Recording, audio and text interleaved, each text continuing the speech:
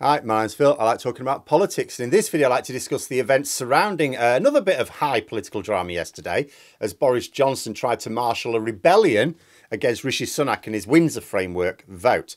22 Tory MPs voted against Sunak, including some big names. So how much of a problem is this for him for the future? But first, if you'd like to be notified of daily news and politics, please subscribe to the channel and click the bell notification icon.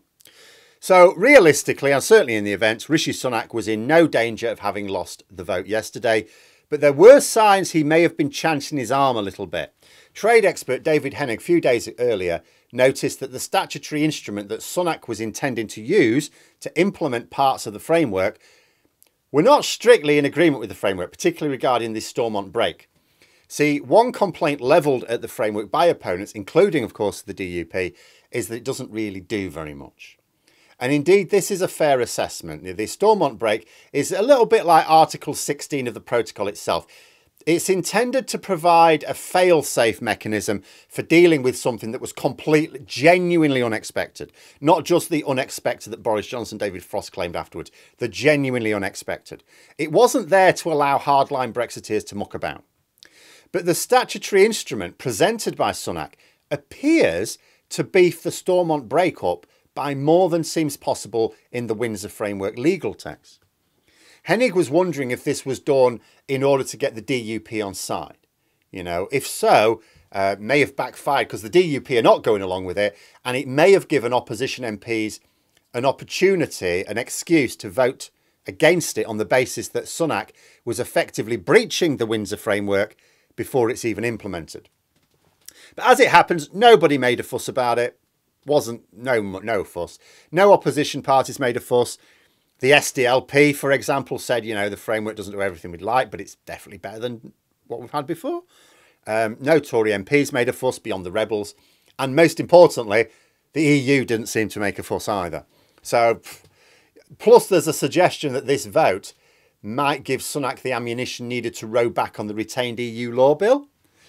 Someone giving evidence to the House of Lords said that the bill was incompatible with the Windsor framework and would need heavy amendments.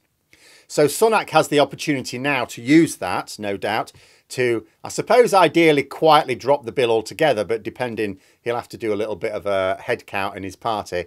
At the very least, kick it into the long grass while they work on those amendments. We shall see.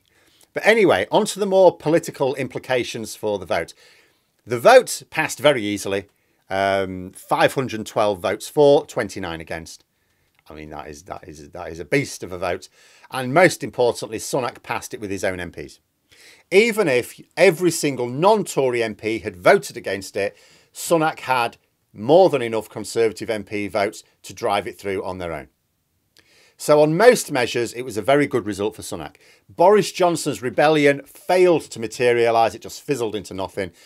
There were some big names voting against it. Priti Patel, Ian Duncan Smith, Liz Truss, Simon Clarke, Jacob Rees-Mogg. Doesn't mean it's necessarily the end of the rebellion for Sunak. 22 MPs voting against it, plus another who'd lost the party whip, but he's probably going to never get the party whip back. That was still a challenge to Sunak's leadership. In amongst those voting against it are MPs who do hold some sway within the parliamentary party and who will be seeking to replace Rishi Sunak either before or after the election.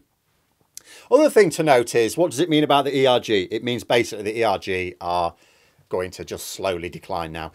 The ERG have formally come out against the Windsor framework. The ERG also yesterday said that they are advising all ERG members to vote against the deal.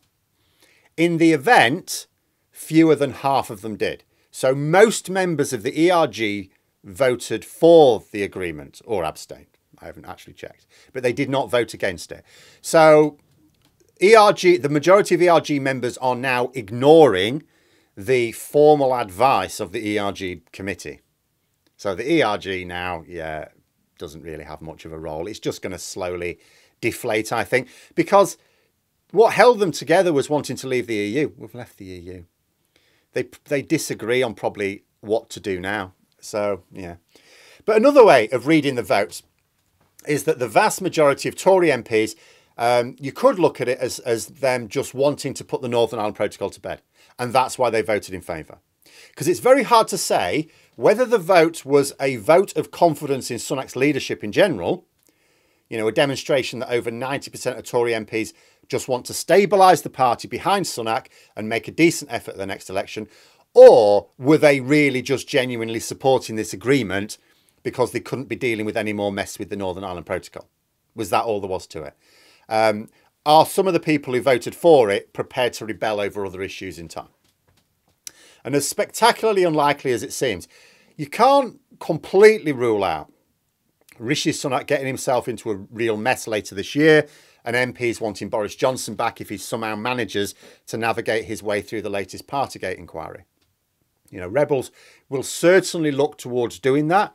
And as long as Boris Johnson's available, they will constantly seek to undermine Sunak. The local elections are the next challenge, but there are others as well. Sunak's actually doing quite well now. There has been a recent sign of an upturn in fortunes for the Conservatives. I always say with polls, remember, it's always interesting to look at the latest polls. Try and look at the trend over time. We'll see what it's like in a month or two. But there is a sign that maybe he's making a bit of headway. Now, I was asked if I was concerned by this. I'm not. And I'll give you, there's several reasons why, but I'll give you one main reason why that's pertinent here. Sunak has successfully convinced a lot of voters that his government is fundamentally different to Boris Johnson's. It's not. Even the policies are the same. But he's giving that impression. It is allowing Conservative voters who were previously in the I can't vote for Boris Johnson, I'll just not vote at all camp, to suddenly say, oh, I might vote Conservative again now. It won't last. And that is because for all the pleasing noises in the reporting of the budget, all it was tax breaks for the rich. That's all it was. Sunak says that he's going to halve inflation. But even if that happens, it won't help.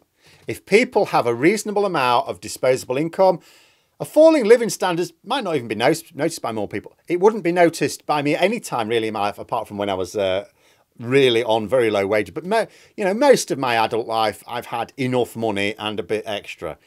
And if you squeeze that bit extra, I never used to do detailed budgets or anything. As long as my income exceeded what I wanted to spend, I used to just get things and not really pay much attention. As long as I had money in the bank day before payday, it's fine.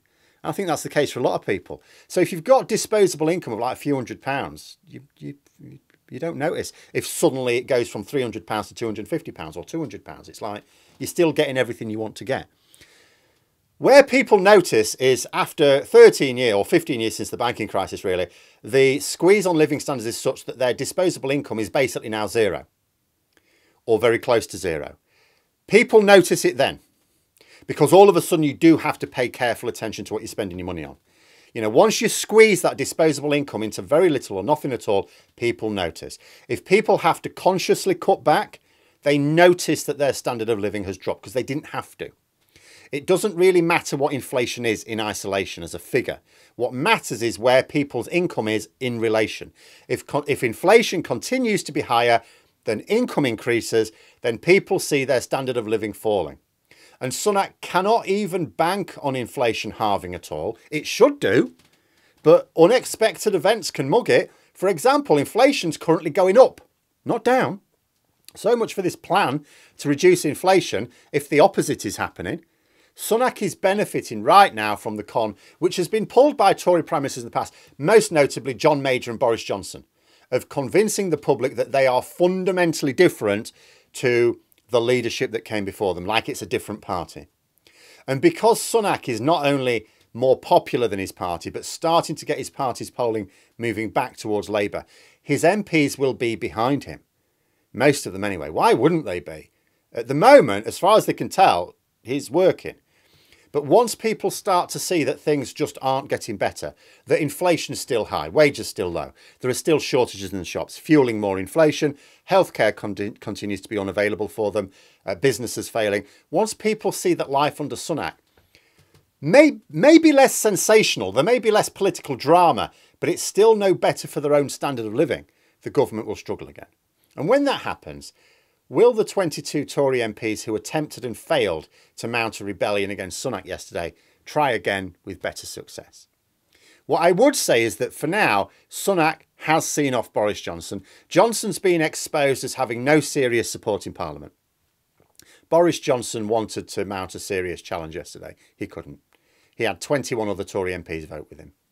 It may well be he ends up losing his place in Parliament altogether, and then Sunak is almost certainly safe, no matter what happens. But Sunak at the moment is getting a belated honeymoon period. He's ridden out the winter. He's now trying to put an end to the strikes after deciding he's getting no further benefit from them. He will still have the Dominic Raab scandal to deal with, but that will mostly happen over Easter, so that will limit the damage. Boris Johnson's tantrums don't really harm Sunak. In fact, Johnson now is to Sunak what Corbyn is to Starmer. The more Johnson screams and throws his toys out the pram, the more the public see that the government is no longer led by someone they no longer feel is suitable to run the country. And as long as Johnson is unable to inspire any problematic rebellions, Sunak doesn't need to care what he gets up to. All he's doing is reminding the public that he's no longer in charge. But what will the situation be towards the end of the year? Where will his 5 priorities be? Will people be happy with inflation? Doesn't matter what inflation's at, will people be happy with it? Will people feel that the economies are growing? What about the national debt? What fiddle will they use to make it appear waiting lists are falling? Probably just kicking people off the waiting list. But will people believe it? Will they have stopped the small boat channel crossings? And at the end of the year, Sunak can face a confidence vote if just over 50 Tory MPs trigger one.